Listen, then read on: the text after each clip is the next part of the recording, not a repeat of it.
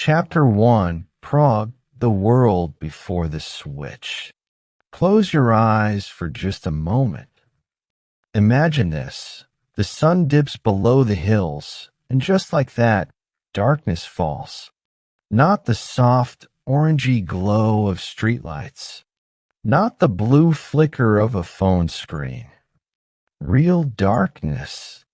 The kind that wraps around you like a thick wool blanket. The only light? A small fire in the hearth. Maybe a candle made of tallow animal fat, by the way, which smells a little like old socks when it burns. Romantic? Not really, but real. Absolutely. 1,000 years ago, in the year 1026, this was life for nearly everyone on Earth. No light switches, no Wi-Fi, no midnight snack runs powered by fridge LEDs. Just you, the stars above, the wind in the trees, and maybe a goat snoring in the corner of your one-room house. Yes, sometimes the animals slept inside. It was cozy and smelly. We live in a world that never sleeps. Our cities hum 24 hours a day. Our screens buzz with notifications. Even our toothbrushes might be electric now. But back then, the whole world followed one simple rule. When the sun goes down, you slow down. And when it rises, you rise with it, no snooze button in sight. Now, this isn't a story about suffering.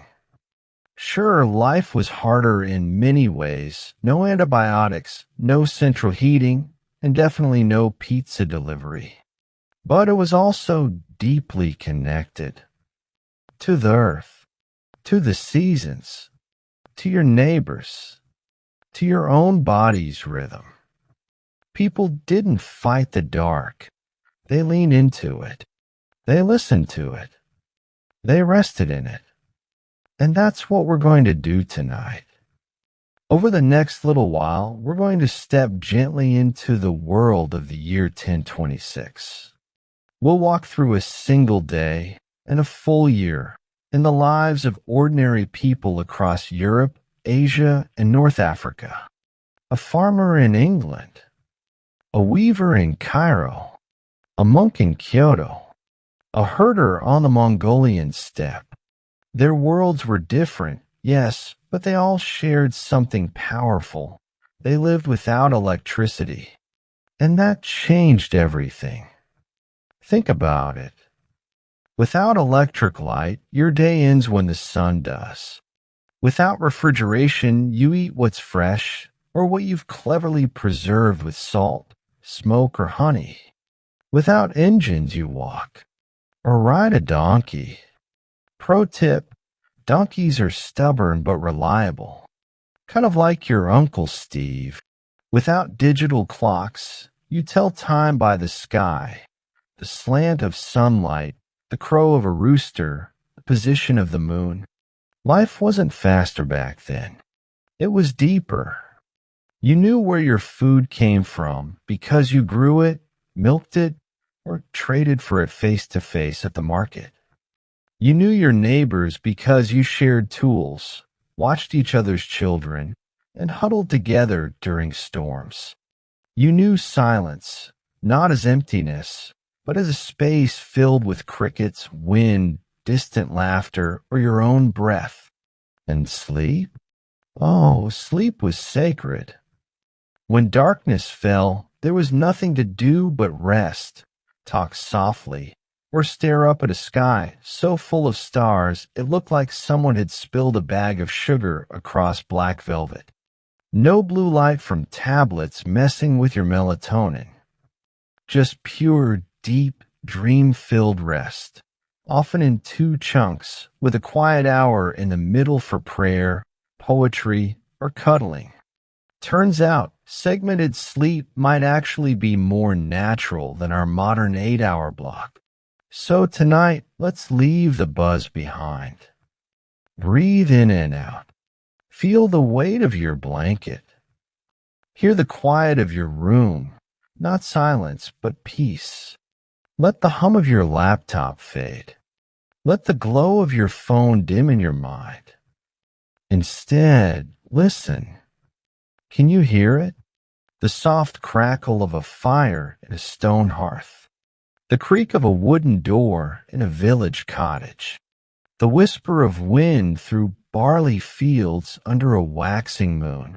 That's the sound of a world before the switch. We won't romanticize it. Life could be short, cold, and uncertain. Childbirth was dangerous. Winters were long. A bad harvest could mean hunger. But within those limits, people found joy, meaning, and connection in ways we've mostly forgotten. They celebrated the first green shoots of spring like it was a miracle, because it was. They sang songs while grinding grain, turning hard work into rhythm. They told stories by firelight that carried wisdom, warnings, and wonder from one generation to the next.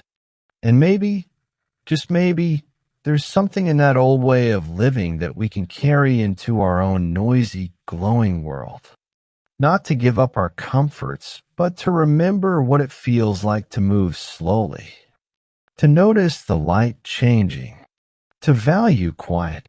To be present. So as we begin this journey together, let go of the need to do anything. Just be here, with me, in the gentle hush of a world lit only by flame and starlight. We'll start at dawn tomorrow, with cold toes, stiff blankets, and the smell of wood smoke in the air. But for now, rest in this moment. Let the past wrap around you like an old cloak, rough, warm, and real. Because 1,000 years ago, right now, someone just like you was sitting by a fire, looking up at the same stars, wondering about their place in the world, and maybe hoping for a good harvest, a healthy child, or just a warm bowl of stew. Some things never change. And as you settle in, remember, you don't need electricity to feel human. You just need to breathe and listen. Sweet dreams, traveler. The past is waiting.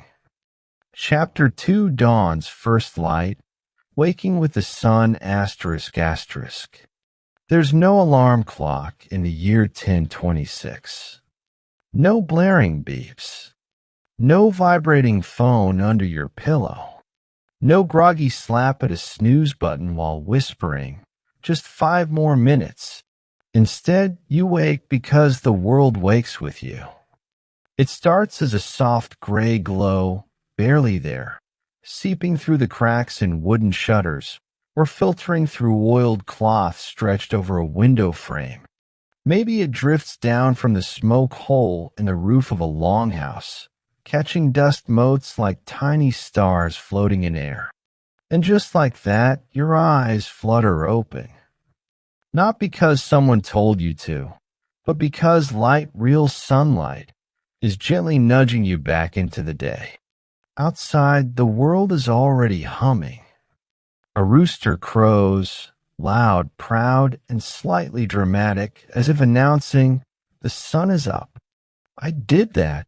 Spoiler, he didn't. But let him have his moment. Birds chatter in the trees. A cow lowing in the byre. The distant clink of a bucket as someone draws water from the well. Inside, maybe a child sighs in sleep, or an elder coughs softly in the corner.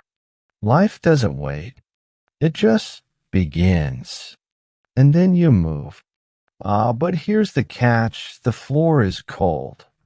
Like, why to ever leave bed cold? Especially in winter, when frost might cling to the inside of the walls and your breath puffs out in little clouds like you're a tiny, sleepy dragon. Your bedding, a straw-filled tick mattress, maybe topped with rough wool blankets or shared furs, was warm, cozy even. But now, you swing your legs over the edge, and your bare feet meet wood or packed earth that feels like ice. You don't linger, not for long, because warmth isn't a setting on a thermostat. It's something you have to make.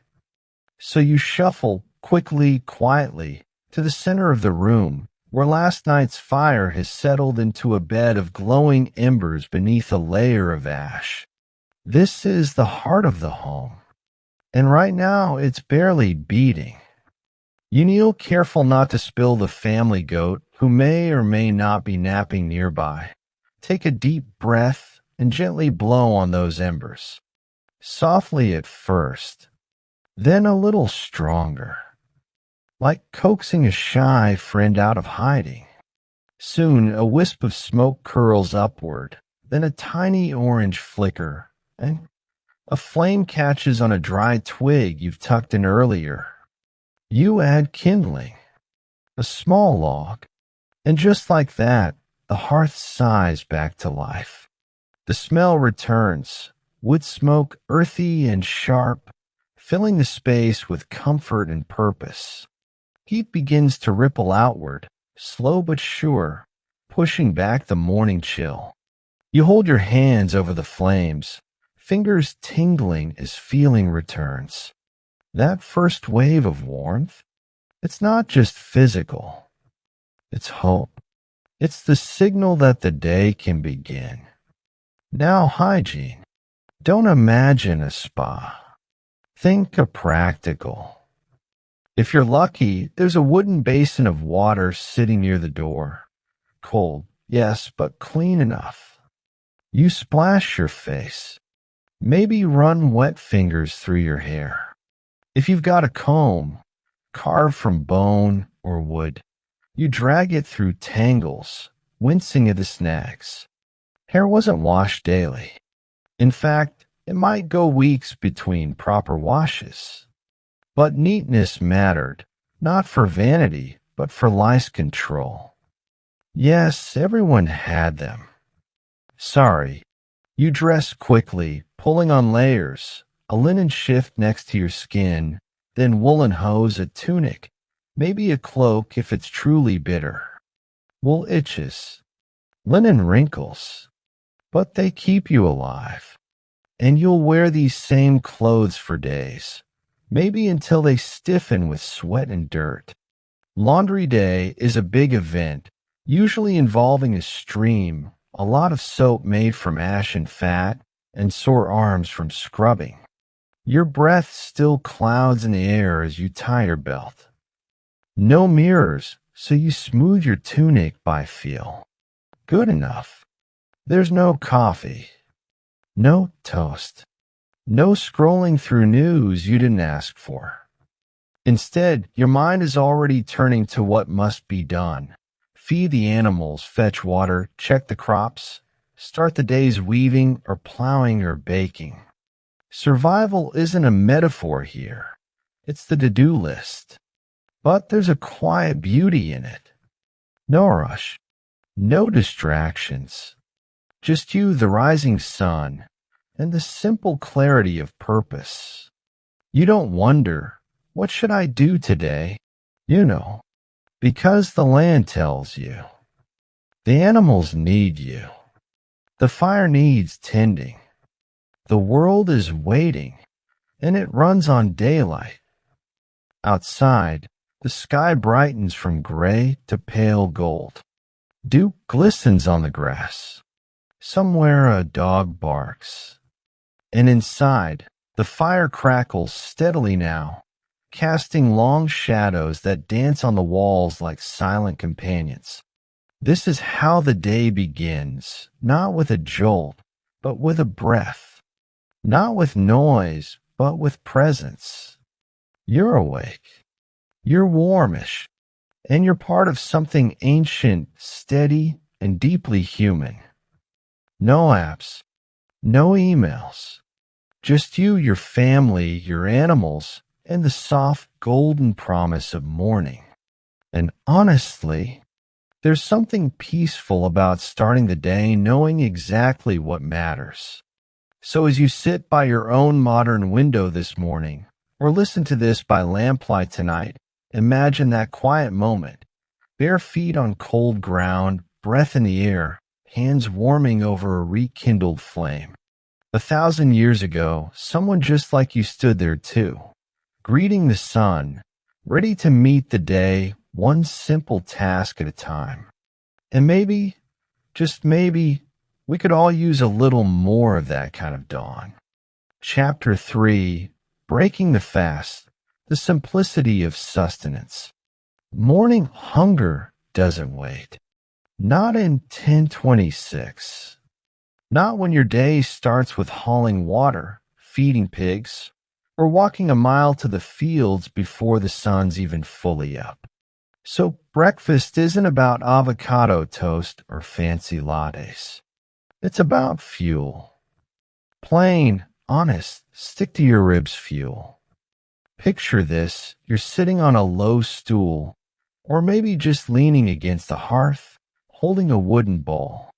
Inside, pottage. That's the medieval MVP of meals, a thick bubbling stew made from whatever grains and vegetables survive the winter. Barley, oats, beans, onions, maybe a few wilted greens. It's been simmering since last night, so it's warm, soft, and smells deeply earthy, like soil after rain, but edible. Next to it, a hunk of bread. Not fluffy sourdough, not crusty baguette. This is dense, dark, coarse stuff, baked from whole grain flour that still has bits of husk in it.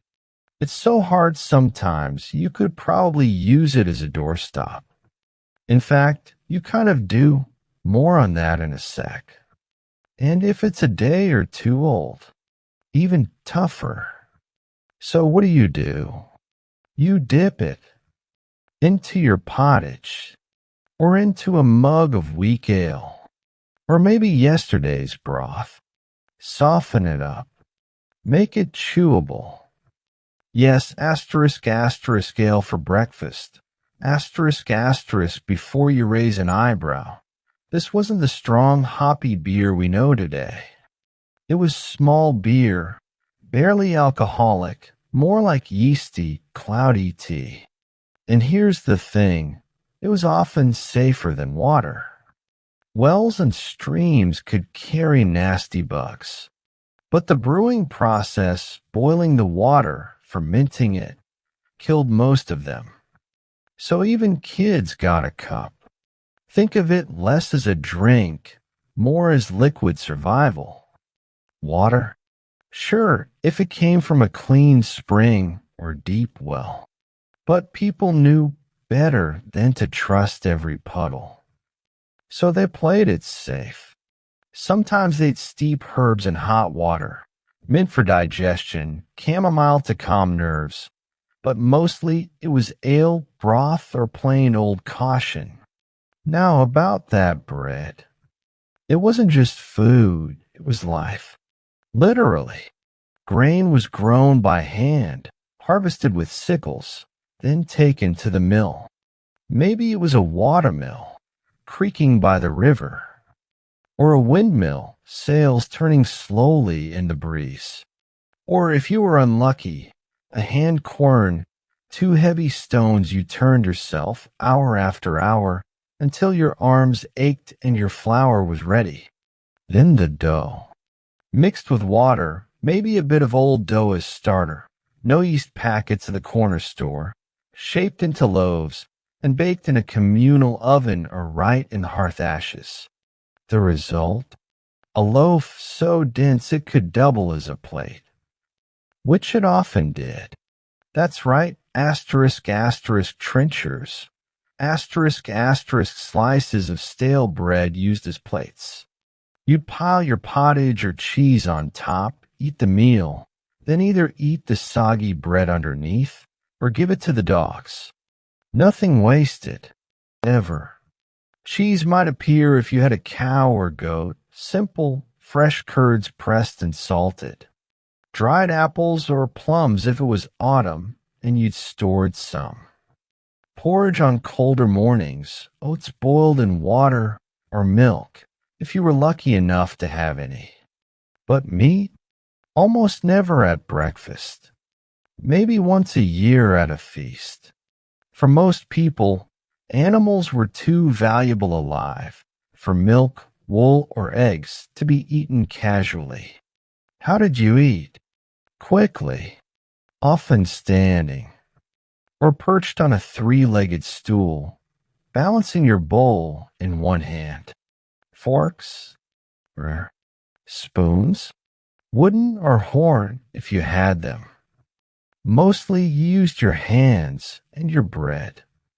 Meals weren't leisurely affairs. They were pit stops between tasks. In a peasant household, breakfast might take 5 minutes before everyone scattered to work. In a monastery, though, it was part of a silent ritual. Monks sat in rows, eating simple bread and pottage in total quiet, listening only to scripture being read aloud. No chatter, just chewing, breathing, and reflection. And that's where the real magic lives, in the senses. Feel the rough warmth of the wooden bowl in your cold morning hands. Smell the yeasty tang of the bread, the herbal whisper of the ale. Hear the soft crunch as you bite into that stale crust, followed by the quiet slurp of pottage. Taste the grit of stone-ground flour, the faint sweetness of dried apple, the saltiness of cheese. There's no background noise, no TV, no podcast, just the sound of eating, of breathing, of a household slowly coming alive. It wasn't glamorous, but it was real. Every bite connected you to the land, the field where the grain grew, the cow that gave the milk, the fire that cooked the pot. You knew exactly where your food came from because you touched every part of it. And in that simplicity, there was a kind of richness we've mostly lost. No food delivery apps. No ingredient lists full of words you can't pronounce. Just honest, humble sustenance, made by hand, shared sometimes with family, and gone in minutes so the real work could begin. So next time you sip your coffee or butter your toast, imagine this.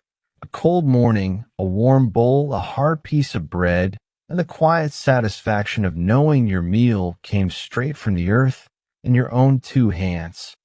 No frills, no fuss, just fuel for the day ahead. And honestly, that's kind of beautiful. Chapter 4, The Rhythm of Labor, Work Under the Open Sky ****. Once breakfast is gone, and it doesn't take long, the real work begins. No emails to check. No Zoom calls. No, just one more episode. In the year 1026, your job isn't something you go to. It's something you live. And for most people, about 9 out of 10, that job is farming. Imagine stepping outside your door into a world where your survival depends on what you can grow from the earth. No grocery stores. No backup plan. Just you, your family, your neighbors, and the soil beneath your feet. That's life. And it changes with the seasons, like nature's own calendar. In spring, the ground is still cold and heavy, but the days are getting longer. Time to plow. You hitch your oxen, a slow, patient pair, to a wooden plow, and together you drag it through the field, turning over last year's stubble. Your hands grip the rough wood, your boots sink in mud, and your back aches by noon. But row by row, you prepare the earth. Then comes sowing, walking barefoot or in simple shoes, scattering seeds by hand, wheat, barley, rye, hoping the birds don't get them first. Summer brings heat, green shoots, and weeds. Lots of weeds. So you spend hours on your knees, pulling them out so your crops can breathe. If you're lucky, you've got a meadow nearby for haymaking, cutting grass with a scythe, raking it dry in the sun, then stacking it high for winter feed. It's hot, sweaty, dusty work. By sunset, your arms feel like noodles, and your nose is full of sweet, dry hay smell. But this stack might keep your cow alive come January. Then asterisk, asterisk, autumn asterisk, asterisk. The busiest, most urgent time of year. The grain is golden. The beans are dry. And if you don't harvest fast, rain or frost could ruin everything. So the whole village pitches in. This is boon work.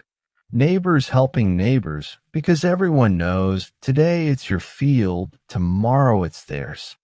Men and women swing sickles in rhythm, cutting stalks close to the ground. Children gather bundles. Backs bend. Sweat drips. But there's laughter too, songs to keep the pace, shared bread at midday, the quiet pride of seeing your larder fill up. After harvest comes threshing, beating the grain with a wooden flail to knock the kernels loose. Asterisk thwack, thwack, thwack, asterisk all day long. Then winnowing, tossing the grain in the air so the wind carries away the chaff, leaving only the good stuff behind. It's messy, dusty, and takes forever, but every kernel counts. In winter, slower, yes, but not idle. You mend broken tools, sharpen blades, patch your roof before snow falls, care for animals in the byre, feeding them precious hay, checking for illness. Inside, you grind stored grain, salt meat, weave baskets, or carve spoons. Work doesn't stop. It just changes shape. But farming isn't the only game in town. Down the lane, the blacksmith is at it. His forge glows orange. He pumps the bellows with his foot, asterisk whoosh, whoosh, whoosh asterisk, feeding the fire until the iron glows red. Then asterisk clang, asterisk, his hammer strikes. Steady, strong. Each blow shaping a horseshoe, a plow tip, or a new knife. The sound echoes through the village like a heartbeat. Nearby, the weaver sits at her loom. Asterisk clack clack, clack clack. Asterisk the shuttle flies back and forth, turning spun wool into cloth. Her fingers move without thinking. She's been doing this since she was a girl. Every yard of fabric means warmth for someone come winter. The carpenter shapes beams with an adze, a curved blade that chips away would like butter. The potter spins clay on a kick wheel, his foot keeping the rhythm as his hands coax bowls and jars from the earth. All of it done by muscle, patience, and skill. No power tools, no factories. Just human hands working with wood, metal, wool, and clay. And here's the thing, there's no clock telling you when to quit. You work while the sun shines. When clouds roll in or dusk falls, you stop. Not because you're lazy, but because it's dark or wet or simply time to rest. Work flows with the weather, the light, the needs of the moment. It's rhythmic. Repetitive, yes, but also deeply satisfying. At the end of the day, you can see what you've done, a repaired fence, a full basket of wool, a field ready for seed. Now let's talk about women's work, because it never really stopped. While men plowed, women gardened, onions, leeks, beans, herbs. They fed chickens, milked goats, churned butter in a wooden dasher, up and down, until cream turned to gold. They made cheese, brewed ale, spun wool into thread, often while watching toddlers or stirring the pot. Spinning was so constant, it's where we get the word distaff, a symbol of women's daily labor. Their work wasn't less than. It was the quiet engine that kept the household running. And there was no commute, no traffic jams, no I'll be home late. Your home was your workplace. The hearth, the garden, the field, they were all part of one living space. Life and labor flowed together like water in a stream. So yes, it was hard, but it was also honest. You knew exactly what your hands had made. And when you sat by the fire at night, tired to the bone, you felt a deep kind of peace. You'd worked with the earth, not against it. You'd moved with the seasons, not on a boss's schedule. No productivity apps, no burnout culture. Just the steady rhythm of work under an open sky, sun on your back, dirt under your nails, and the quiet hum of a life built by your own two hands. And honestly, there's something grounding about that. Chapter 5, The Warmth of Home, Shelter Built by Hand asterisk asterisk. After a long day in the fields or at the forge, there's only one place you want to be, home. But don't picture white picket fences or cozy cottages with flower boxes. In the year 1026, home is humble, practical, and built with whatever the land gives you. No blueprints, no contractors, just your hands, your neighbors, and what grows nearby. If you're a farmer in England or France, your house might be wattle and daub, woven sticks, the wattle covered in a sticky mix of mud, straw, and cow dung, the daub. Sounds rustic? It is. But it works, especially with walls nearly 2 feet thick, keeping out some of the wind and cold.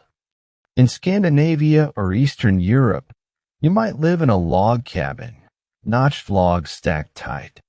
On the steppes of Asia, a yurt felt stretched over wooden frames, easy to pack up and move with your herds.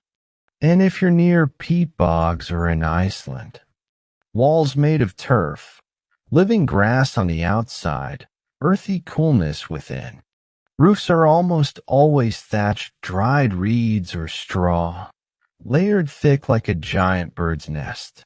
It's cheap, light, and insulates well until it catches fire, which sadly happens more than you'd hope. Hence the old saying, pray for rain, but not too much. Now step inside. For most families, there's just one room. One space for cooking, eating, sleeping, working, and yes, sometimes housing the animals too. Why? Simple warmth. On bitter winter nights, that cow or goat in the corner isn't just livestock. It's a furry space heater. Their body heat helps keep the whole family from freezing. It's also why your socks smell like hay, and your dreams include mooing. But hey, survival has its quirks. In the center of it all burns the hearth, a patch of stone or packed earth where the fire lives. No chimney, just a hole in the roof called a smoke hole. Smoke rises slowly, very slowly. So the air inside is always a little hazy, smelling of wood smoke, damp wool, baking bread, and, well, farm life. You get used to it. Your eyes water less over time. And honestly, that smoky scent becomes comfort. Furniture is minimal. A chest holds your few treasures, a good knife, spare wool, maybe a carved toy. A trestle table, legs that fold, appears at mealtime, then vanishes. Stools, not chairs. Sleeping platforms raised slightly off the floor, stuffed with straw, topped with wool blankets. Pillows? Only if you're fancy. Most folks rest their heads on rolled-up cloaks or extra tunics. If you're wealthy, a lord, a merchant, a bishop, things look different. Stone walls, separate rooms for sleeping, eating, even guests. Floors covered in sweet-smelling rushes, reeds that freshen the air and hide dirt. Tapestries on the walls, not just for beauty, but to block icy drafts. Maybe even glass in the windows.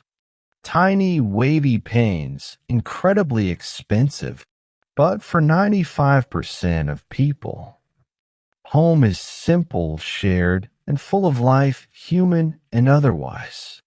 Now let's talk light. During the day, gray or golden light filters through small openings. No glass, just wooden shutters you swing open, or oiled cloth stretched tight to let in glow without letting in rain. It's never bright like our LED lit rooms. More like a soft, natural dimness, perfect for mending socks or watching dust float in sunbeams. But when the sun sets, darkness falls fast. So you light a rushlight, a dried reed dipped in animal fat, stuck in a holder. It burns for maybe 10 minutes, just enough to find your bed or check on the baby. Or a tallow candle, made from rendered sheep or beef fat. It smells a bit like a barn, costs precious pennies, and drips everywhere. Or an oil lamp, a clay bowl with a floating wick, burning fish or nut oil. Flickering, smoky, barely enough to see your hand. This is not reading by lamplight brightness. It's shadow light, faces half seen, corners lost to darkness, walls alive with dancing shapes as the flame sways. It's intimate, mysterious, and honestly, kind of magical. Without harsh glare, the world feels softer, quieter, closer. And heat, all of it comes from that central hearth. No radiators, no underfloor heating, just radiant warmth from the fire. So where you sleep matters. The spot nearest the flames, that's prime real estate, usually reserved for elders or babies.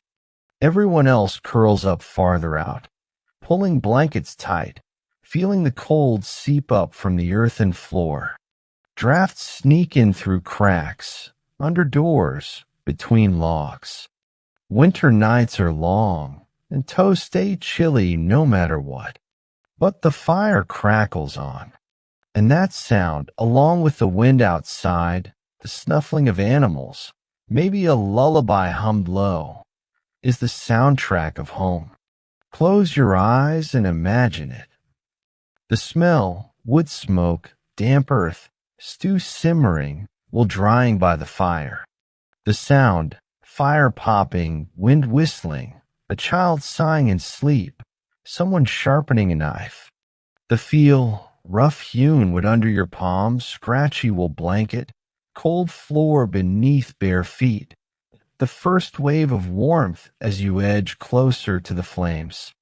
This is shelter not as luxury, but as sanctuary, built by hand, shared with family, alive with the quiet hum of survival and togetherness. No smart thermostats, no mood lighting, just a roof, a fire, and the people you love most, all wrapped in the gentle, smoky embrace of a home that asks for nothing but your presence. And in that simplicity, there's a deep kind of peace. Because home wasn't a place you decorated. It was a place you built together. And every night, as the fire glowed and shadows danced, it welcomed you back. Chapter 6. Nourishment from the earth, food beyond the field asterisk. Bread and pottage might fill your belly, but life and flavor happens beyond the wheat field. In the year 1026, your kitchen didn't stop at the garden gate. It stretched into the woods, along the riverbank, across the meadow. Because if you wanted variety, color, or a little extra protein, you had to look beyond the barley and beans. And that meant stepping into the commons, the shared wild spaces everyone relied on. Imagine a spring morning, dew still on the grass, birds singing, and you walking barefoot into the forest with a woven basket. You're not hunting deer, that's for lords. You're after greens, wild garlic, sorrel, nettles, careful, they sting, dandelion leaves. All free, all nutritious.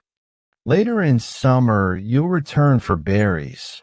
Blackberries, raspberries, maybe wild strawberries no bigger than your pinky nail, but bursting with sweetness. Autumn brings nuts, walnuts, hazelnuts cracked open with a stone. And always, always mushrooms, if you know which ones won't make you sick. Pro tip, when in doubt, leave it out. Grandma's memory is your best guide. Near the stream, you might cast a simple line or check a woven fish trap. A few small fish, trout, perch mean a rare treat of protein. Or you set snares for rabbits or birds. Not glamorous, but every bit counts. This wasn't foraging as a trendy hobby. It was dinner. And then there's the garden, a small patch right outside your door. No ornamental roses here. Just practical rows, onions, leeks, cabbages, beans, peas. Maybe a climbing beanpole. And herbs, asterisk, asterisk, parsley, sage, rosemary, thyme, asterisk, asterisk. Not just for flavor, but for medicine. Sage for sore throats. Mint for upset stomachs. Time to keep bugs away. Every plant had a purpose. Now let's talk about preservation, because winter doesn't care how hungry you are. If you don't save food now, you'll starve later. So when a pig is slaughtered in autumn, after gorging all summer on acorns and kitchen scraps, nothing is wasted. The meat is cut into strips and salted heavily, packed in barrels or hung in the smoky rafters. Salt pulls out moisture, keeping rot at bay. Or it's smoked over the hearth for days, turning into something rich, dark, and deeply savory. Fruits like apples or plums, sliced thin and dried on racks near the fire, or strung up like garlands. Herbs are tied in bundles and hung to dry, ready for winter stews. Cabbage gets shredded, packed in crocks with salt, and left to ferment, becoming tangy probiotic sauerkraut or its Korean cousin kimchi far to the east. Root vegetables, carrots, turnips, parsnips, go into a clamp, a pit in the ground lined with straw, covered with earth, kept cool and dark like a natural fridge. Even eggs get preserved, sometimes coated in water glass, a mineral solution, or stored in ash. Nothing goes to waste, ever. Then there's dairy. If you're lucky enough to have a cow or goat, milk is a daily gift. But it doesn't last. So you churn butter, shaking cream in a skin bag or wooden churn until it separates into golden fat and buttermilk. You press cheese, curds wrapped in cloth, weighted down, aged on shelves. Even skim milk becomes whey, used in bread or fed to pigs. Chickens scratch around the yard, giving eggs almost daily, except in deep winter. They're not pets, they're tiny feathered food factories. And come Michaelmas or Martmas, one might end up in the pot for a rare feast. But what about flavor? Let's be real, most meals were plain. bland even. Peasants seasoned food with what they grew: onions, garlic, leeks, mustard seeds, a pinch of dried herbs, maybe a splash of vinegar made from sour wine. That's it. Spices, pepper, cinnamon, cloves. Those came from India, Indonesia, Arabia, carried by camel and ship over thousands of miles. By the time they reached Europe, they cost more than gold. Only kings, bishops, or rich merchants could afford them. And they used them heavily, not just to show off, but to mask the taste of meat that was starting to turn. No refrigeration, remember. So while a peasant ate simple stew, a lord might devour a peacock roasted in saffron and cloves, half for taste, half for bragging rights. But here's the quiet truth: bland doesn't mean bad. When your food comes straight from the earth, from your hands, your sweat, your care, it tastes like life. That bowl of bean soup with a sprig of thyme, it warms you from the inside. That slice of hard cheese on dark bread, it carries the taste of summer grass because that's what the cow ate. There's no takeout, no flavor packets, no mommy bombs, just honest ingredients treated with respect, stretched as far as they can go. And in that simplicity, there's a kind of richness we've forgotten. Because every meal was a small act of hope, a promise that the land would provide, if you worked with it, watched it, and honored it. So next time you bite into a strawberry or stir herbs into your soup, remember, 1,000 years ago, someone walked into the woods just like you, basket in hand, trusting the earth to feed them again. And most days it did. Chapter 7. The language of cloth, clothing woven from nature ***. Let's talk about what you're wearing. Not your cozy pajamas or favorite hoodie, but what you'd be wrapped in if you lived 1,000 years ago. Spoiler: it's probably itchy, smells faintly of sheep, and took someone months to make. In the year 1026, your clothes weren't bought off a rack. They were grown, spun, woven, and stitched, often by you, your mother, or your neighbor. And almost everything came from just two plants, well, one plant and one animal: flax and sheep. Wool was the superstar. From hardy mountain flocks to lowland herds, sheep provided fleece that was warm, water-resistant, and surprisingly durable. In winter, you'd wear thick, coarse wool next to your skin. Yes, next to your skin. It scratched. It itched.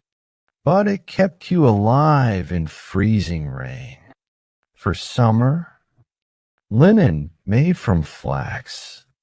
You'd pull up the tall blue-flowered stalks in late summer, then soak them in a stream or pond for weeks, a process called retting, until the fibers softened and separated. It smelled earthy. Let's leave it at that. After drying, you'd beat the stalks, scutching to break away the woody bits, then comb out the long, silky fibers by hand. Only then could you spin. And spinning, that was constant. Whether sitting by the fire, walking to the well, or watching sheep graze, women and some men carried a drop spindle, a weighted stick that twisted fibers into thread as it spun. Later, simple spinning wheels appeared, but for most, it was all done by hand. One tunic could take dozens of hours just to spin the yarn. Then came the loom, a wooden frame, often standing tall in a corner of the house. The weaver would pass the shuttle back and forth, clack, clack, clacking, turning thread into cloth, one slow, steady row at a time. The sound was part of the home's rhythm, like the crackle of the fire. But the fabric wasn't ready yet. Wool especially needed fulling, a process to clean and thicken it. How? By soaking it in water and urine. Yes, really. Ammonia and stale pee helped break down oils and felt the fibers together. Then people would stomp on it barefoot for hours. Imagine laundry day as a weird workout class. After fulling came dyeing. Most colors came from nature. Walnut shells equals deep brown. Madder root equals rusty red. Well plant equals sunny yellow. Woad leaves equals soft blue after a smelly fermentation process. Bright colors, possible but expensive. True red from cochineal insects, crushed bugs from faraway lands, or purple from sea snails cost a fortune. So peasants wore muted tones, greens, browns, russets, grays. Not because they lacked taste, but because survival came before style. Now, what did you actually wear? For men, a tunic, knee-length shirt, hose, woolen leggings tied to a belt, and maybe a cloak fastened with a brooch. For women, a long dress ankle-length, an apron-like overdress, and a head covering, often required by custom or church. Everyone wore layers. No zippers, no buttons, those were rare luxuries. Just ties, pins, and belts. Fashion? Not really a thing for most. Clothes were practical. Loose enough to move, thick enough to last. Wealth showed in details, finer weaves softer on the skin, brighter dyes for trim on cloaks, or delicate embroidery around cuffs or hems. A noble might wear silk, but that fabric traveled thousands of miles along the Silk Road, costing more than a cow. For everyone else, wool and linen were life. And once you had your clothes, you kept them, mended every tear, patched every hole, turned an old tunic into children's clothes. When the fabric finally gave out, it became rags or stuffing for mattresses. Washing was rare. Soap existed, made from wood ash and animal fat, but it was harsh. Most laundry happened in streams, feet stomping clothes against rocks. And since wool shrank and linen frayed, people didn't bathe their clothes weekly. You aired them out, brushed them off, wore them until they stood up on their own. Okay, maybe not, but close. So yes, your clothes were rough. They itched. They smelled of smoke, sweat, and sheep. But they were yours, made from your land, by your hands, worn with pride. And there was something honest in that. No fast fashion. No outfits of the day. Just garments that lasted years, told stories of labor, and kept you warm through long winters. Imagine running your hand over a piece of homespun wool, uneven, nubby, dyed the color of autumn leaves. It's not perfect, but it's real, like the person who made it. So tonight, as you snuggle into your soft cotton sheets, spare a thought for the woman by the hearth 1,000 years ago, spinning flax by firelight, her fingers callous but sure. She wasn't making a trend. She was weaving survival, warmth, dignity, one thread at a time. And honestly, that's the most beautiful kind of clothing there is. Chapter 8, Healing Hands, Medicine Rooted in Tradition. Medieval medicine worked with what it had, and what it had was not much. There were no microscopes, no antibiotics, and no idea that tiny invisible things could make you sick. Germs were not on the guest list yet. Illness was explained in other ways. Some thought sickness came from an imbalance of the four humors: blood, phlegm, black bile, and yellow bile. Too much of one, not enough of another, and your body went off the rails. Others blamed bad air, called miasma. If a place smelled wrong, it probably was wrong. Disease also came from God, or so many believed. Sin, punishment, or a test of faith could all land you in bed. Because of this, death was common, very common, especially for babies and children. Many never made it past their first years. Adults died from infections we would now shrug off. A cut could turn bad. A fever could burn through a household. People expected loss. They feared sickness, but they also accepted it as part of life. Medicine was not about miracles. It was about trying. Most healing happened close to home. In villages, the first line of care was often a wise woman or local herbalist. These women knew the plants, the seasons, and the old tricks. Their knowledge was passed down by word of mouth, not books.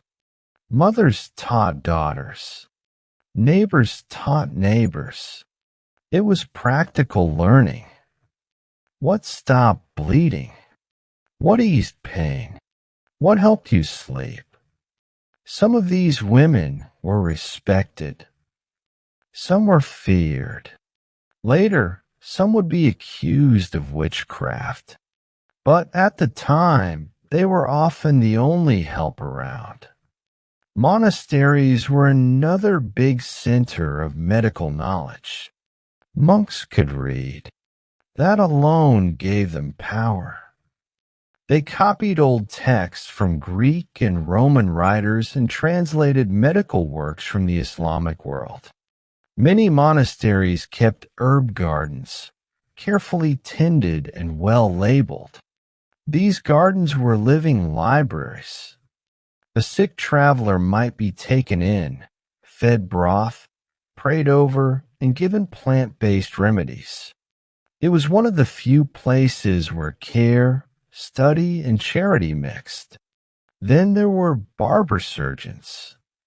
These were not doctors in the modern sense. They cut hair, shaved beards, and pulled teeth. They also performed bloodletting, drained boils, stitched wounds, and set simple fractures. Their tools were sharp. Their training was hands-on. If something needed cutting, burning, or removing, they were your person. This was rough medicine. There was no anesthesia beyond alcohol or a stick to bite. But sometimes it worked. Sometimes it did not. Herbal remedies were everywhere. Plants were the medicine cabinet. Chamomile was used to calm nerves and settle stomachs. Willow bark helped with pain and fever. It contained salicin, which we now know is related to aspirin. Garlic was used for its antibacterial qualities, even if they did not know that word. It was also believed to chase away bad spirits, which was a nice bonus. Yarrow helped stop bleeding and heal wounds. Mint eased digestion and freshened breath. which was not a small gift in a world without toothpaste. These remedies were used in many forms. Teas were common. Plants were steeped in hot water and sipped slowly. Poultices were mashed herbs spread on cloth and placed on the skin. Salves mixed plant matter with fats or oils to rub into sore spots. None of this was exact science. Doses varied. Results varied more. But some of it genuinely helped, and people noticed what worked. Prayer and superstition were woven deeply into healing. There was no clean line between medicine and faith. People prayed while applying herbs. They wore charms while drinking teas. Saints were called on for specific illnesses. Saint Apollonia for tooth pain. Saint Roch for plague. Pilgrimages were made to shrines believed to heal. Amulets were worn under clothes. Words were spoken. Signs were made. These acts gave comfort, hope, and a sense of control. When you could not fight disease directly, you fought it spiritually. Fear shaped behavior. During outbreaks, people avoided strangers. They fled cities. They burned herbs to clean the air. Some practices helped a little. Some did nothing. But doing something felt better than waiting. Hygiene existed, but it looked different. Public bathhouses were common in the Islamic world and in Byzantium. They were social spaces as much as cleaning spaces. In Christian Europe, bathhouses existed too, but they faded over time. Plague fears and moral concerns made public bathing suspicious. Too much bathing was seen by some as unhealthy or sinful. At home, bathing happened, but not often. Water had to be carried. Heating it took effort. Wounds, however, were often cleaned carefully. Even without germ theory, people knew that dirt made injuries worse. Wine, vinegar, or boiled water might be used. Bandages were applied. Cleanliness mattered, even if the reasons were misunderstood. Understanding of infection was limited, but experience taught some hard lessons. Medieval medicine was a mix of sharp observation, inherited belief, and hopeful guessing. It was human. It was flawed. And sometimes, against the odds, it worked. Chapter 9. The Cadence of Community. Life woven together. For most people in the medieval world, the village was the whole universe.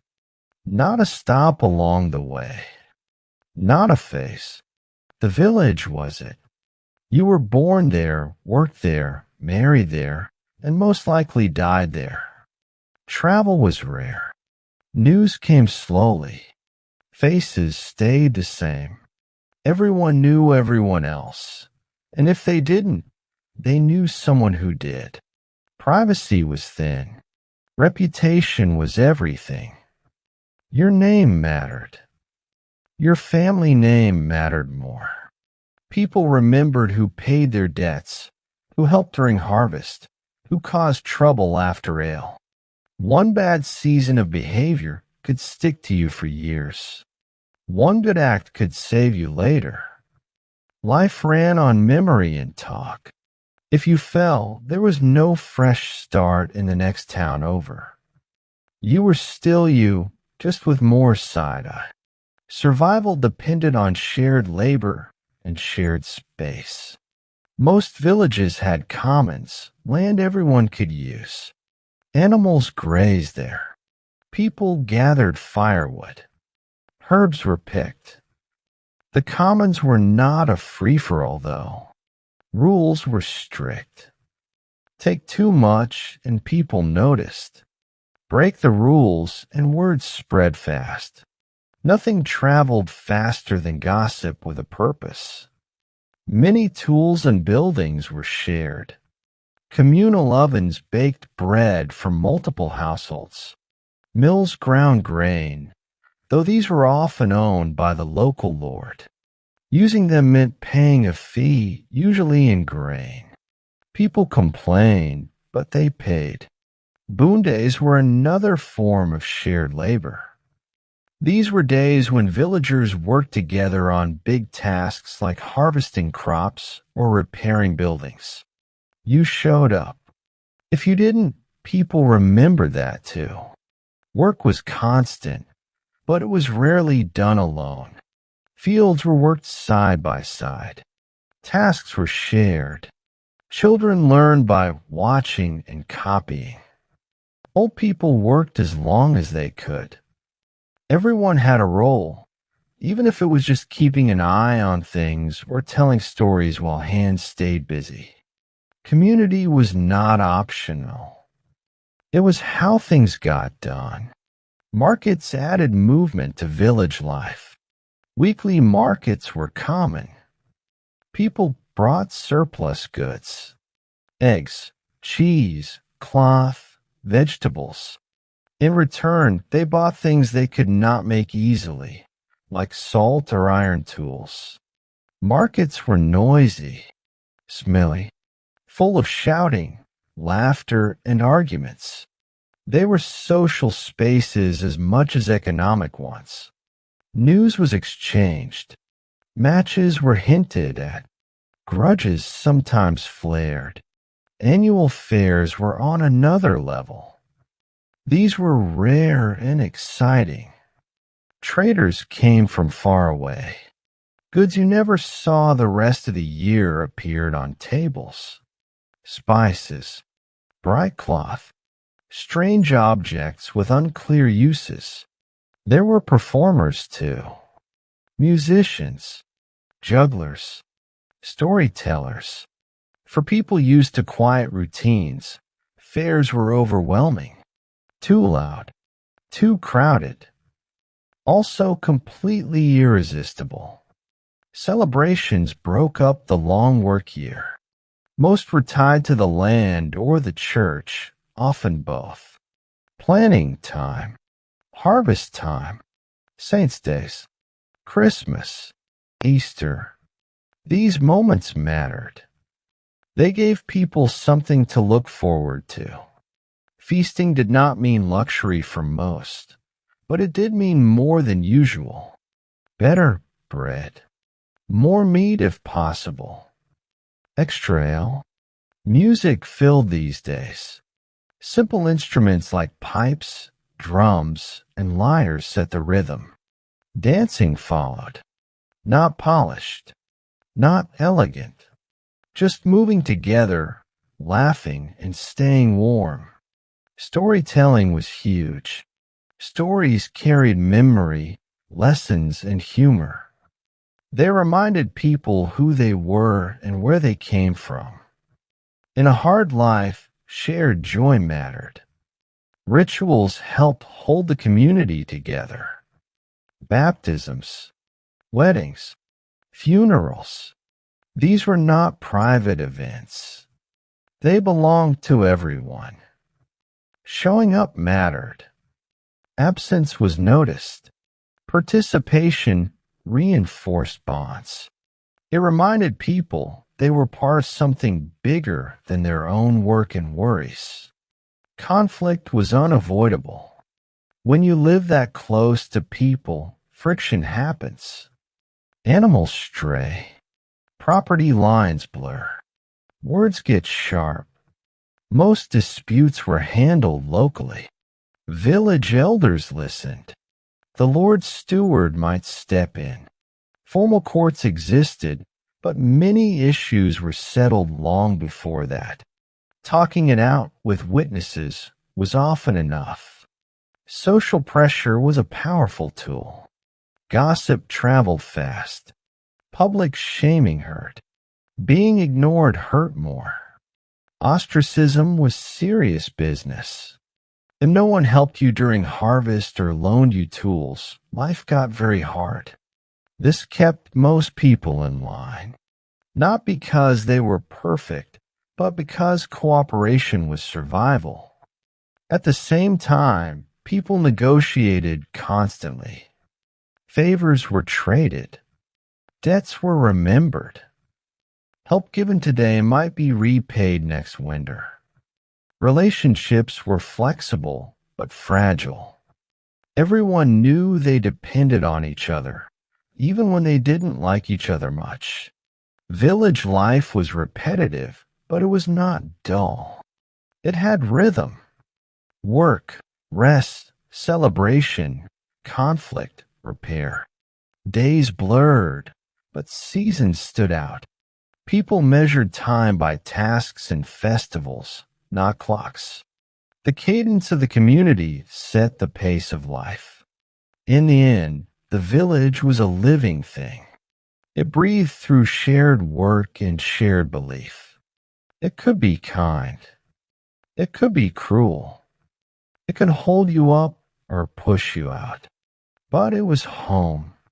And for most people, it was the only world they would ever know. Chapter 10 whispers in the dark, nightfall, and the realm of rest.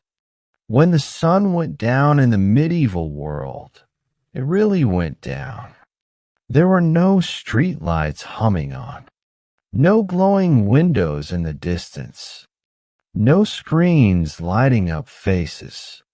Once daylight faded, life slowed fast. People did not push into the night unless they had to.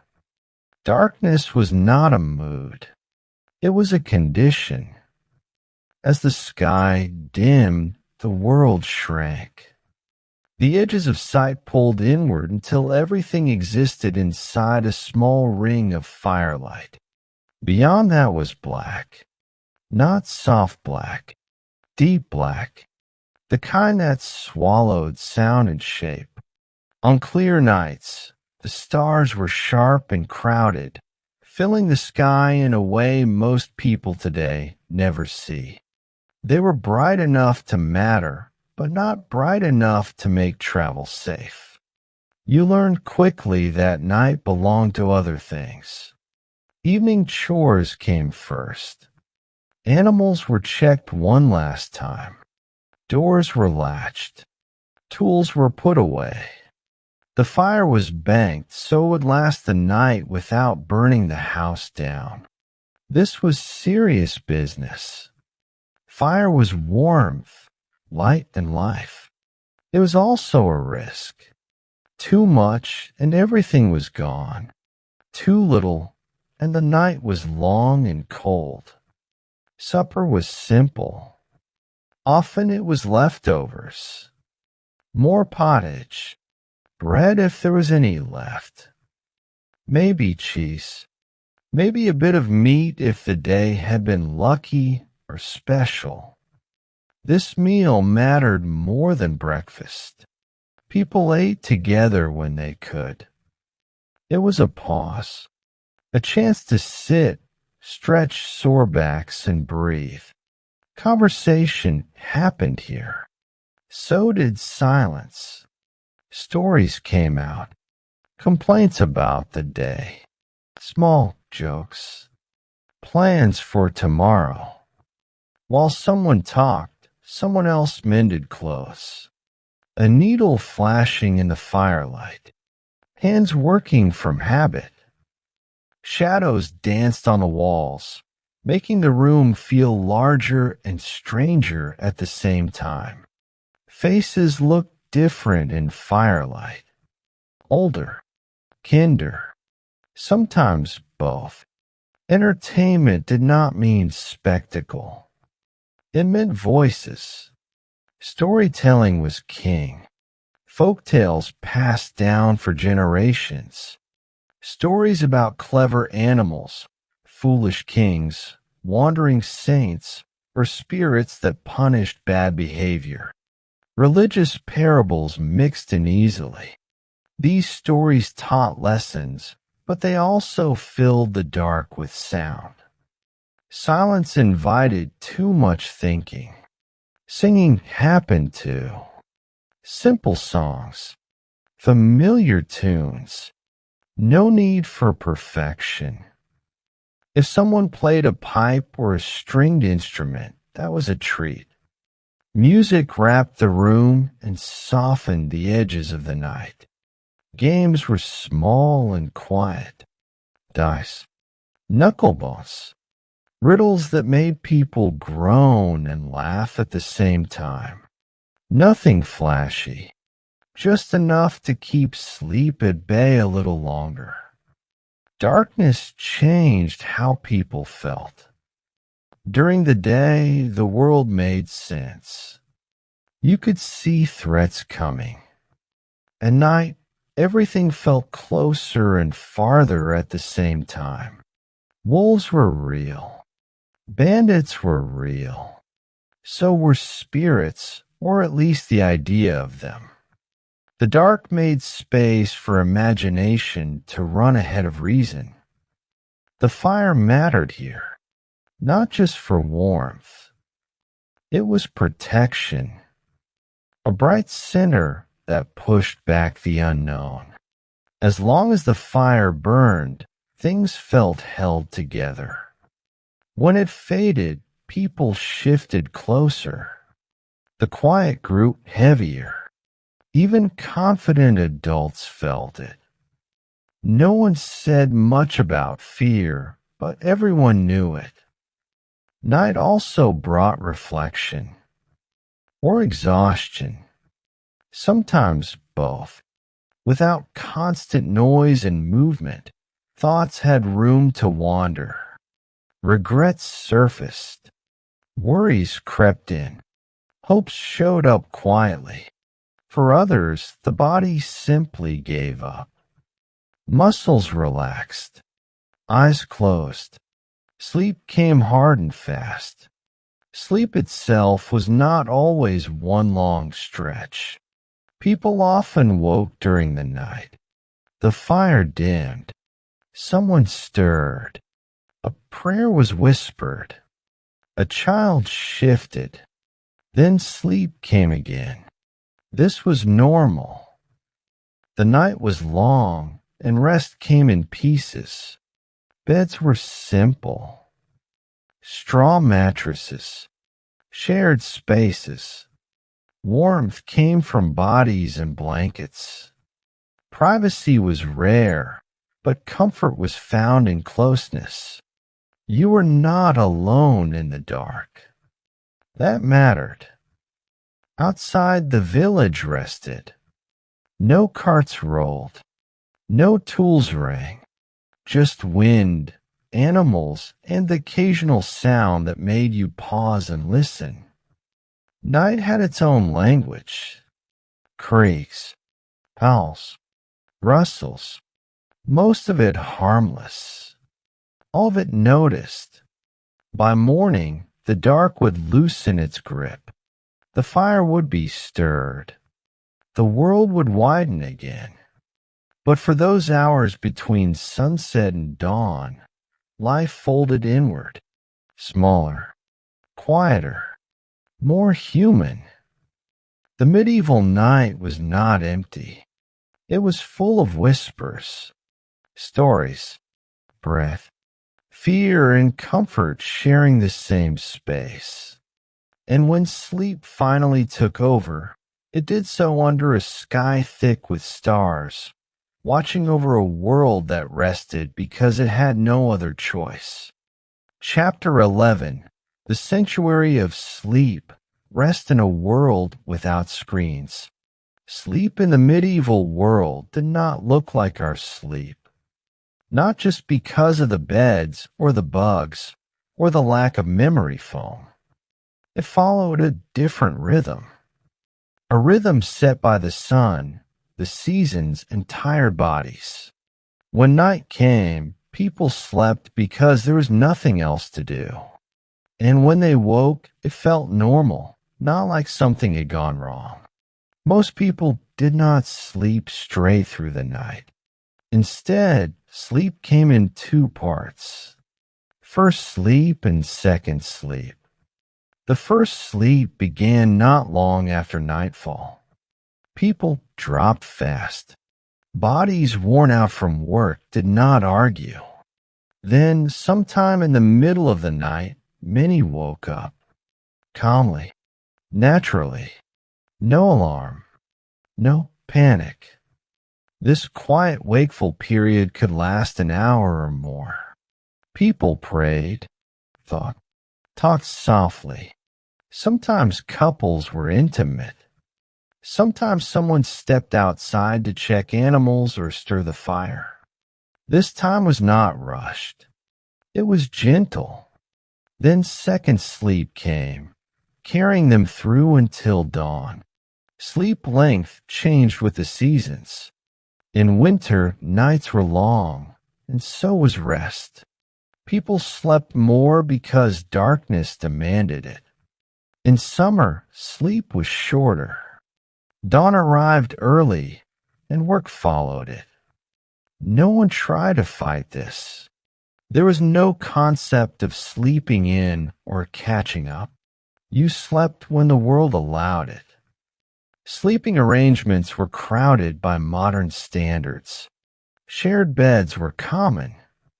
Parents slept with children. Servants or lodgers might share space too.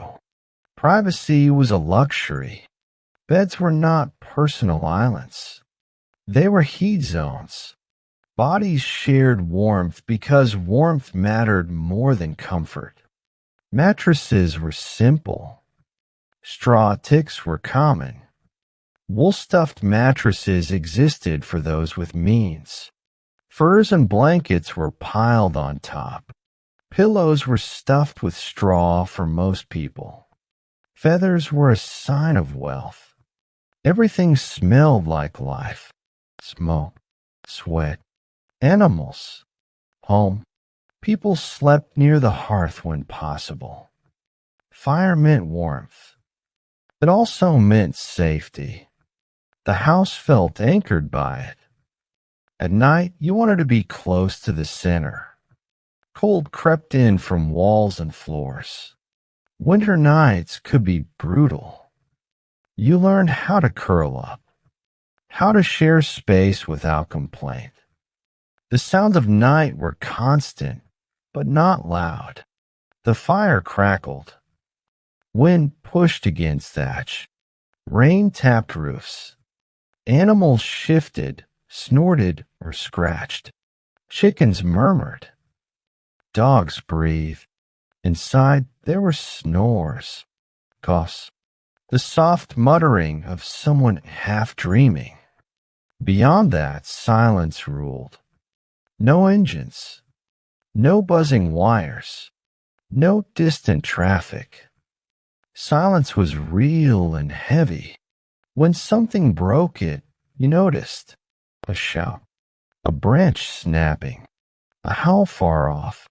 These sounds carried weight. They meant something. Dreams felt stronger in this kind of dark.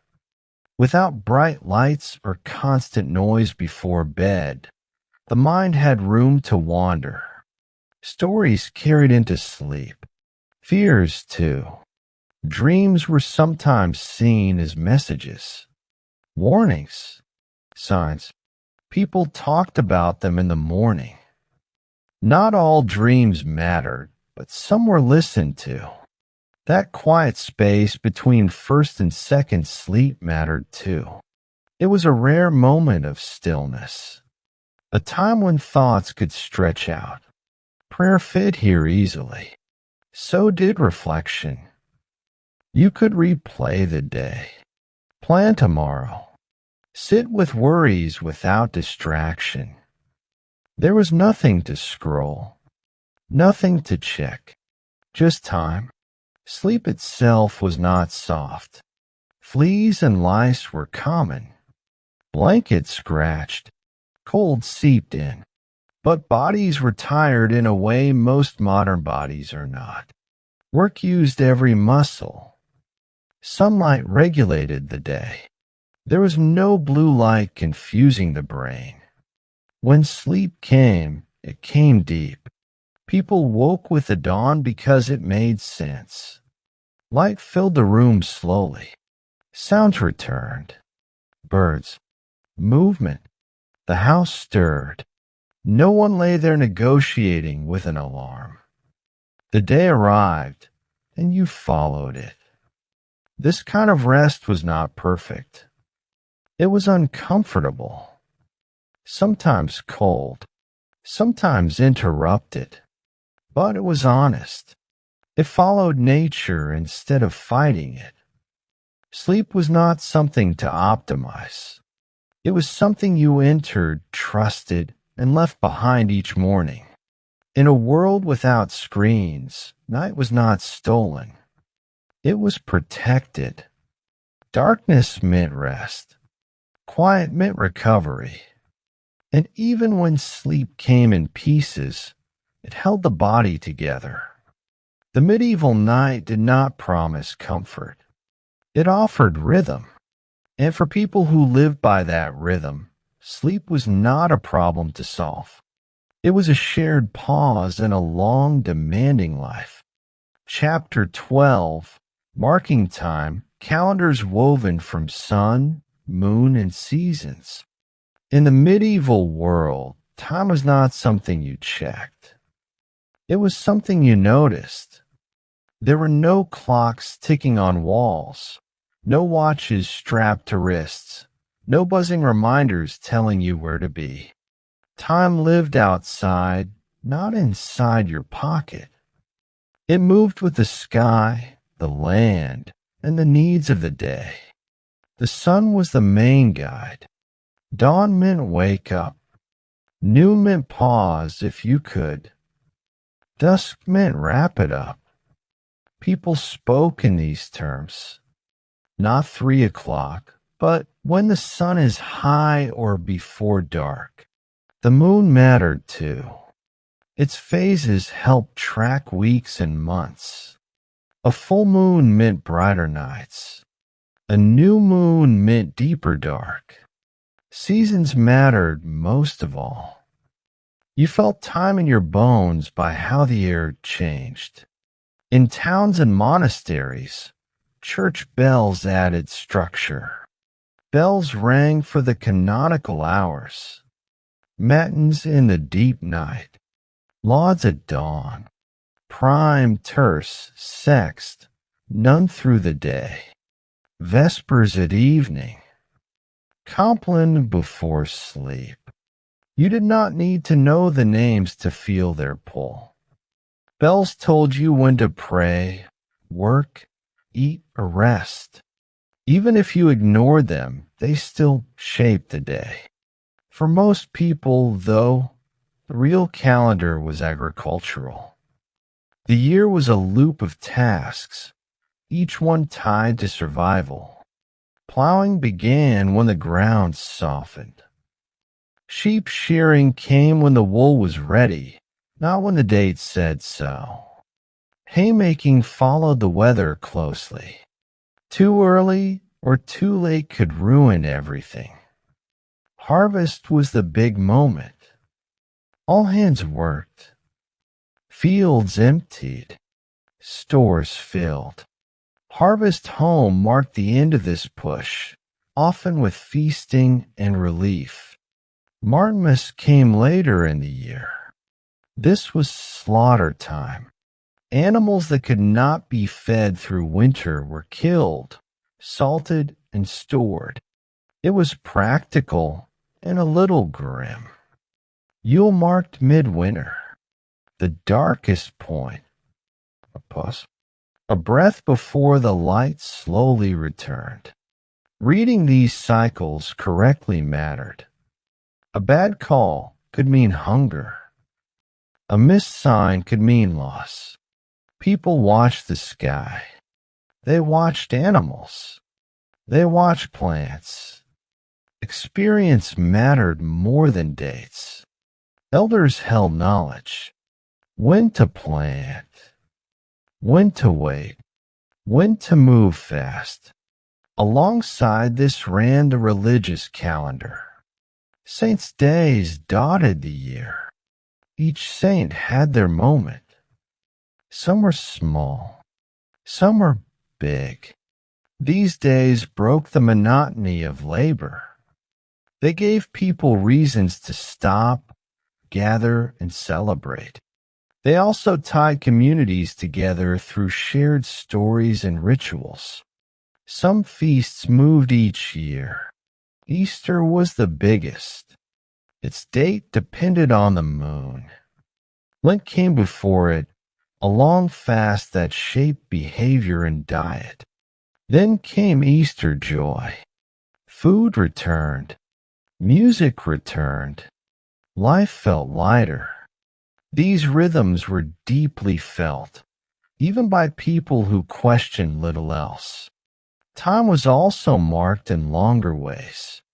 Sundials existed, but they needed sun, which was not always helpful. Water clocks, called clepsydry, were complex and mostly found in monasteries or scholarly spaces. Candle clocks burned marked candles to track time indoors. These were clever, but not common. Most people did not need precision.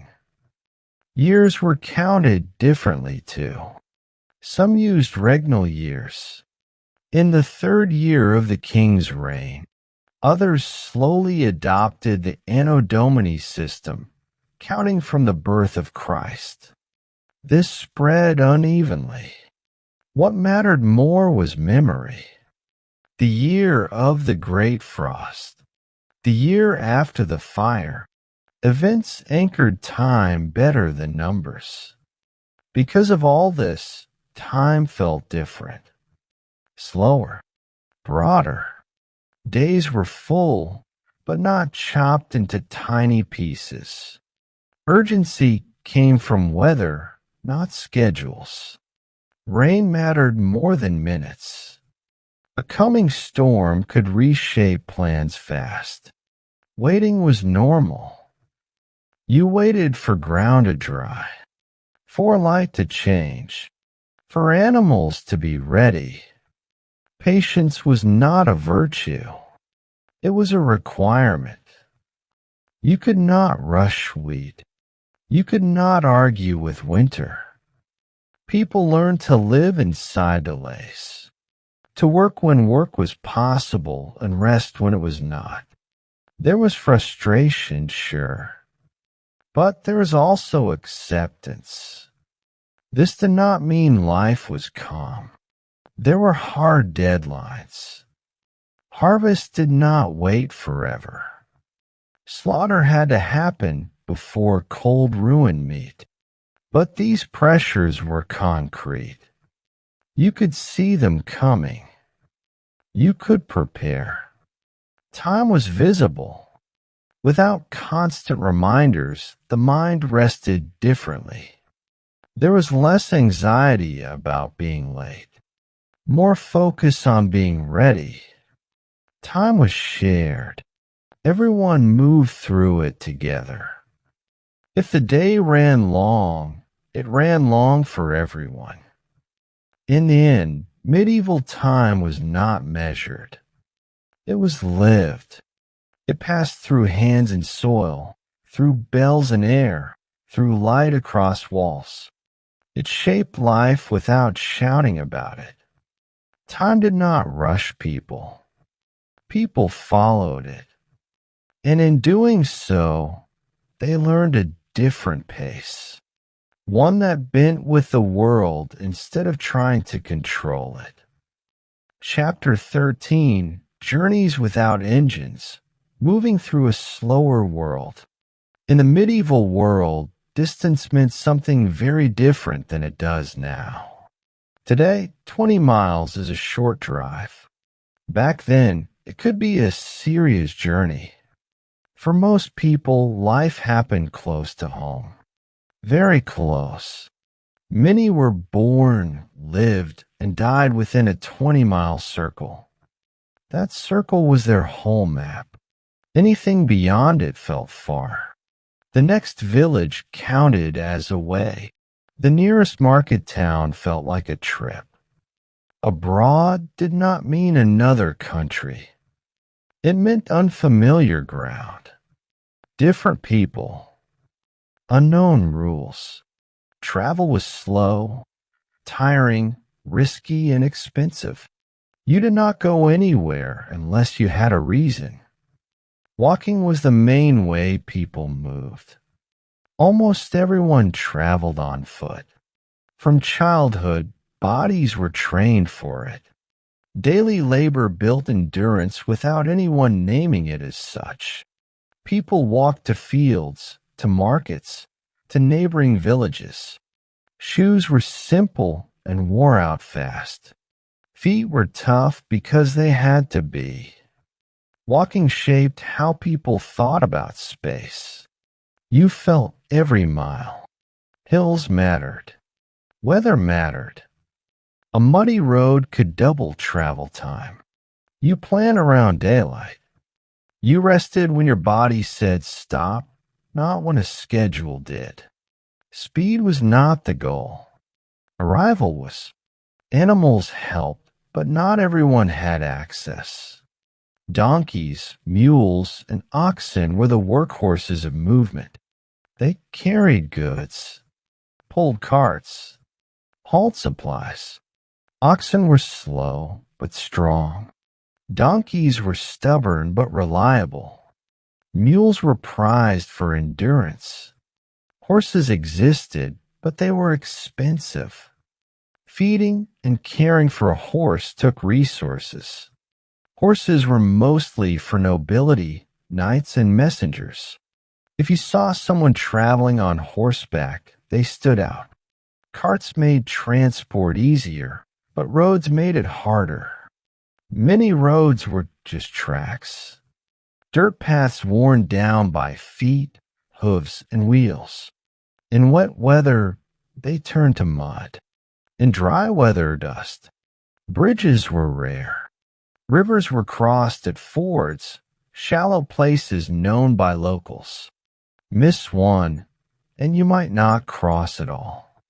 Water travel changed everything. Rivers and seas were the true highways. Boats could carry far more than carts and did it faster. Grain, stone, timber, and people all moved by water when possible. Rowboats, sailboats, barges. Weather ruled, though. A calm river was a gift. A stormy sea was a threat.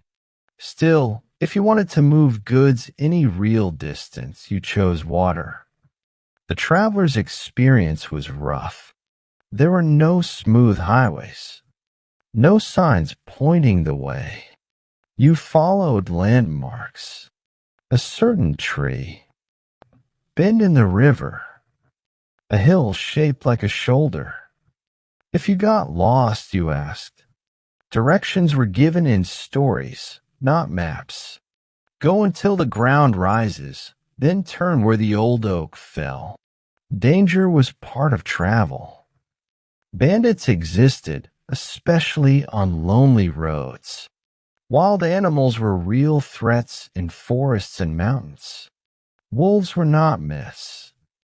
Getting hurt far from home could be deadly.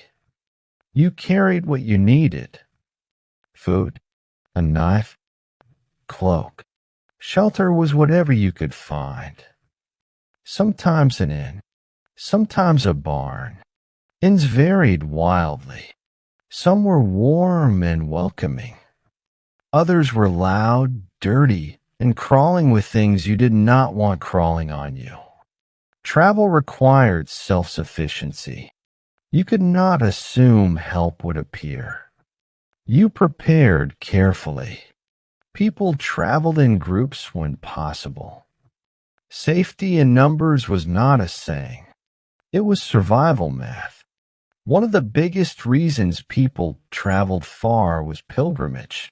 Pilgrimage gave ordinary people permission to leave home, to go beyond that 20-mile world.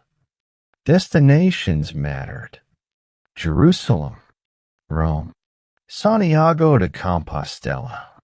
These were sacred goals, but getting there was the real test. The journey itself was devotion. Pilgrims walked for months or years. They faced hunger, illness, theft, and exhaustion. Many never made it. But the hardship was the point. Pain became prayer. Distance became meaning. The Camino, the route to Santiago, became a web of paths across Europe. Hostels, churches, and towns grew along it, a shared road for shared belief. Pilgrims carried tokens, badges, staff, stories. They returned changed, if they returned at all. Even those who never went knew someone who had. Pilgrimage stretched the mental map of the world. That mental map mattered deeply. People knew their local landscape in detail, where the ground flooded, which woods were safe, which paths were quickest in rain. This knowledge was passed down. Parents taught children. Elders corrected mistakes. It was survival information, not trivia. Maps on parchment existed, but most people never saw one. The real map lived in the head. It was built from walking, watching, and listening. Knowing where you were meant knowing how to live. Because movement was slow, news moved slowly too. Stories arrived late. Changes took time to spread. This made the world feel larger, but also steadier. You were less aware of distant trouble, more focused on what was right in front of you. Journeys were not about efficiency. They were about endurance. You accepted delays. Weather decided things. Roads argued back. You adapted or turned around. In the end, travel in the medieval world was physical, risky, and deeply human. Every journey left its mark on the body. Every mile mattered. Movement was not taken for granted. You went where you could. You stayed where you must. And most of life happened right where your feet already stood. Chapter 14, Sparks of Thought, Knowledge, and Belief in a Pre-print World. In the medieval world, knowledge mostly lived in mouths, not books. For the vast majority of people, learning was oral. You learned by listening, watching, and doing. Stories carried history. Songs carried memory. Proverbs carried advice. If something mattered, it was said out loud and said often. Memory was a serious skill. People trained it without calling it training. They remembered long family lines, land boundaries, prayers, and work routines. A mistake could cost you. Forget when to plant, and crops failed. Forget a boundary, an argument started. Knowledge was not abstract. It was practical and tied to survival. Skills were learned hands-on. You watched someone do a thing, then tried it yourself. Farming, weaving, cooking, tool making. No manuals, no diagrams. Correction came fast and sometimes loud. Children absorbed knowledge just by being present. Work was the classroom. Stories did more than entertain. They taught values. They explained the world. Folk tales warned about pride, greed, and wandering off alone. Legends remembered heroes and disasters. Even jokes carried lessons. Humor made knowledge stick. A good story was easier to remember than a rule.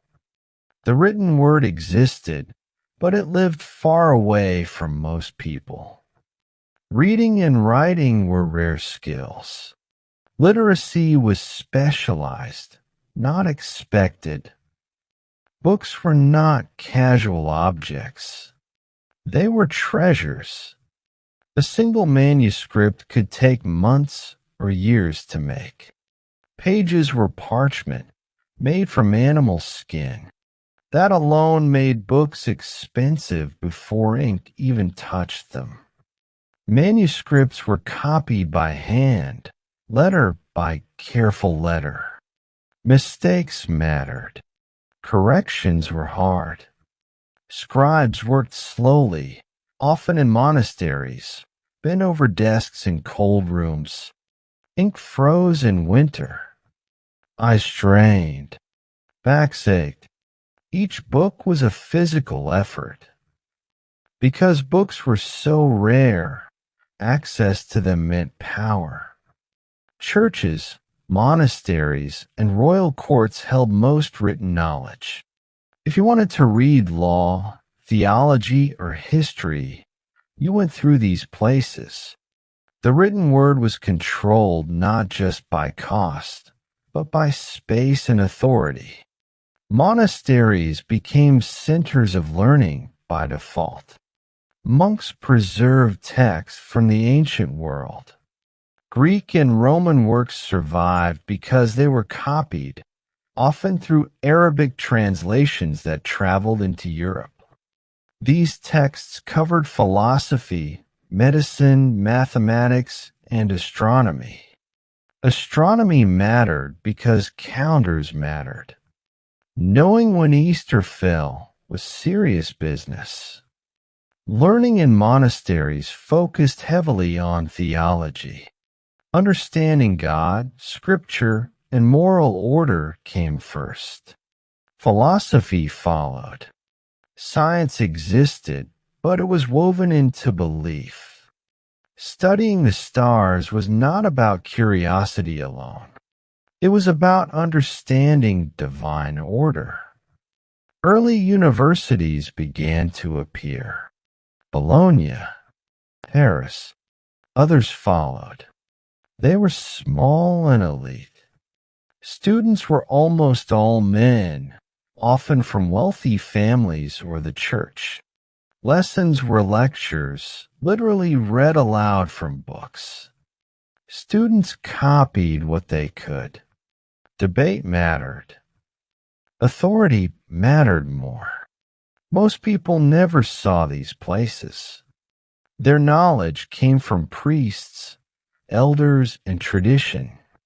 This did not mean they were ignorant. They knew their world deeply. They understood soil, weather, animals, and tools. They just did not frame that knowledge in academic terms. Belief shaped everything. Religion was not separate from life. It was the lens through which life was understood. In Europe, Christianity shaped thought. In the Middle East and North Africa, Islam did the same. In Asia, Buddhist and Hindu worldviews guided understanding. Each system offered explanations for why the world worked the way it did. Nature was full of meaning. Storms were messages. Illness was a test, a punishment, or a mystery sent for a reason. Eclipses were signs. Comets meant change. The idea that events could be random made little sense. Everything had a cause, and that cause was often spiritual. Superstition and belief overlapped. Amulets were worn. Words were spoken to protect crops or children. Certain days were lucky. Others were avoided. This was not seen as foolish. It was caution. When life was fragile, you took every layer of protection you could get. Knowledge spread slowly. News traveled by voice. A new idea could take generations to settle. This made belief stable, but also resistant to change. When something challenged accepted truth, it met suspicion. Authority mattered. Tradition mattered. Still, curiosity existed. People asked questions. They watched patterns. They argued in taverns and cloisters alike. Human minds did not stop working just because books were rare. Thoughts sparked in conversation, in prayer, in quiet moments. Without print, ideas stayed local. Brilliant insight might never leave a valley. A mistake might persist for centuries. Knowledge moved at walking speed. In this world, knowing something meant holding it in your head or hearing it from someone you trusted. Truth was personal. It came with a voice, a face, and a story attached. The medieval mind lived in a world full of meaning. Nothing was empty. Everything spoke if you listen right. Knowledge was not endless. It was precious, and belief gave it shape, weight, and purpose. Chapter 15, Epilogue Echoes in the Silence. When you pull back and look at medieval life as a whole, one thing stands out more than anything else. Life was a constant conversation with the natural world. Not a weekend hobby. Not a wellness goal. A full-time relationship. Light told people when to move. Darkness told them when to stop. Seasons decided plans long before opinions did. There was no off switch. Only the steady turning of sun, moon, and weather. People did not escape nature. They lived inside it. Cold was not an inconvenience. It was a condition. Heat was not something you adjusted. It was something you endured or used. Rain shaped moods. Wind shaped work. Even rest followed the sky. You slept because it was dark. You woke because it was light. Life ran on cycles, not schedules. Community was part of that rhythm. You did not survive alone. You worked together, ate together, celebrated together, argued together, needed each other whether you liked it or not. Independence was not a virtue. Interdependence was reality. Everyone was woven into the same fabric, loose threads and all. There was no moment where life shut down. No real pause. Even at night, fires had to be watched. Animals had to be listened for. Thoughts had room to wander. Rest was part of the cycle, not an escape from it. You did not clock out of existence. You flowed with it. So what was lost as electricity slowly took over the world? A deep connection to natural cycles, for one. Many of us now live indoors under artificial light for most of our lives. We wake to alarms, not birds. We sleep long after the sky says stop. Darkness barely exists anymore. Silence even less so. The night no longer feels like a presence. It feels like an inconvenience. We also lost deep quiet. Not just the absence of noise, but the kind of quiet that lets your thoughts stretch out. The kind where the loudest sound is breath or fire or wind. That quiet shaped how people thought, prayed, dreamed, and remembered. It gave space for boredom, reflection, and slow ideas. We fill that space instantly now, on purpose. Community changed too. We gained mobility and freedom, but we lost the necessity of each other in daily survival. We do not need our neighbors to harvest food or repair shelter. That's a win. It's also a loss. Relationships became optional. Easier to leave, easier to replace, harder to deepen without effort. Something else faded as well. The satisfaction of making things by hand because you had to. Clothes, food, tools. Every object carried effort and time. You could feel it. Creation was slower, but more personal. Today, we create faster and better in many ways, but often without touching the process. Convenience smoothed the edges. And yet, let's be honest, we gain a lot, a staggering amount. Electricity freed people from relentless physical labor. It extended the day safely. It made homes warmer, cleaner, and brighter. It powered medicine that saved lives by the millions. Antibiotics, surgery, clean water systems. Infant mortality dropped. Life expectancy soared. That matters a lot. Instant communication connected the world. Knowledge became accessible. A single device now holds more information than entire medieval libraries combined. Comfort increased. Safety improved. Predators stayed at a distance. Storms became less deadly. Pain became manageable. None of this is small. The goal is not to romanticize the past. Medieval life was hard, brutal at times, short, full of loss. People were not quietly waiting for electricity to arrive and fix everything. They lived full lives adapted to the reality they had. They laughed, loved, argued, hoped, endured. What they offer us is not a blueprint. It's a counterpoint. They remind us that humans are adaptable. That meaning does not require convenience. That rhythm matters. That silence has value. That community, when necessary, becomes powerful. That life close to the land shapes the mind differently than life plugged into a grid. We don't need to give up modern life to learn from them. But we might listen better if we slow down once in a while. Let darkness exist. Let quiet linger. Let hands make something real. Let time stretch without filling every crack. Because underneath all our lights and screens, the old rhythm is still there. The sun still rises. The body still gets tired. The seasons still turn. We just don't always notice. So imagine the night again. The fire has burned low. Just embers now, glowing soft and steady. The house is quiet. Breathing is slow. Outside, the sky is thick with stars. Villages sleep. Fields rest. Forests shift gently in the dark. No engines. No wires. Just a world pause between one day and the next. And as you drift toward your own rest tonight, maybe carry a whisper of that ancient rhythm. The steady beat of a life lived close to the earth, close to the fire, close to the dawn. Good night.